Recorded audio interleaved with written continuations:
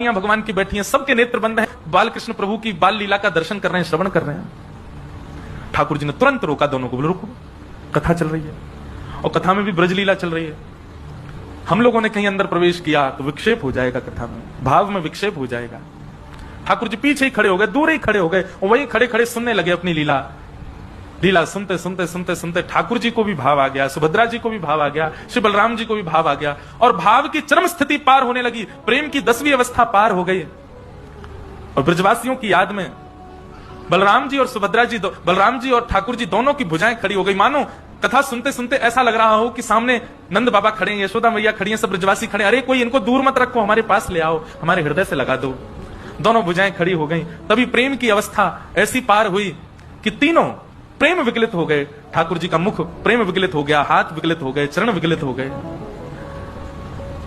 जब ठाकुर जी के इस रूप का प्रादुर्भाव हुआ, पिघलने लगे ठाकुर जी, तब देवता त्राहिमाम त्राहिमाम करते हुए दौड़ने लगे। ब्रह्मा जी से जाकर के कहा कि कुछ करिए भगवान, ठाकुर जी नहीं तो देखिए अभी अभी जलाशय जल के भांति हो जाएंगे ठाकुर जी।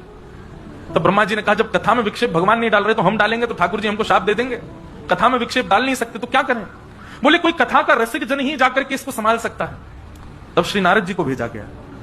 नारद जी महाराज आए और आकर के बड़े धीमे से रोहिणी मैया को कहा कि हे मैया, यदि आप थोड़ी देर और बोलती रही ना तो द्वारिकाधीश बलराम जी और सुभद्रा जी तीनों जल के रूप में ही मिलेंगे, रस के रूप में ही मिलेंगे, आपको प्रत्यक्ष दर्शन नहीं कर पाओगे।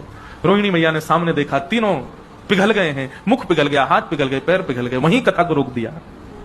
ठाकुर जी तो जिद करने लगे और सुनाओ अपनी ही लीला, पर तब रोहिणी जी ने कहा नहीं, अब कथा इससे आगे नहीं होगी। लेकिन नारद जी ने जाकर के प्रणाम किया और प्रणाम करते हुए महाप्रभु जी से प्रार्थना की, भगवान आपके स्वरूप की बलि बलि जाऊं, बस अनुग्रह इतना कर दीजिए। अभी तो आप अपने पूर्ण रूप में आ जाइए, अभी तो लीला चल रही है, परंतु इस रूप को कलयुग के लोगों को प्रेम की अवस्था समझाने के लिए, कथा की महिमा बताने के लिए, प्रेम के स्वरूप को दर्शाने के लिए और आपका भक्तों के प्रति, ब्रजवासियों के प्रति कैसा प्रेम है उसको दिखाने के लिए नाथ आपका यह स्वरूप कलिकाल में प्रकट हो और प्रकट होकर के जीव मानस का कल्याण करे। फिर स्वरूप तो ठाकुर जी का ये अनादि है, जगन्नाथ रूप कोई कलयुग का नहीं है, कोई सतयुग त्रेता, ये तो अनादि है। इसका कोई एक भाव नहीं कि उसी युग का है, अनंत है जगन्नाथ भगवान का स्वरूप। लेकिन कलयुग में मेरे और आपके ऊपर कृपा करने के लिए, इंद्रद्युम्न राजा पर अनुग्रह करने के लिए भगवान प्रथम तो नील माधव के रूप में आए और फिर नील माधव रूप से अंतर ध्यान होकर के इंद्रद्युम्न राजा पर कृपा करने के लिए भगवान दारू ब्रह्म श्री जगन्नाथ के रूप में, वही स्वरूप जो द्वारिका में कथा सुनते सुनते प्रकट हुआ था, वही स्वरूप यहां व्यवस्थित हुआ। बोलो जगन्नाथ।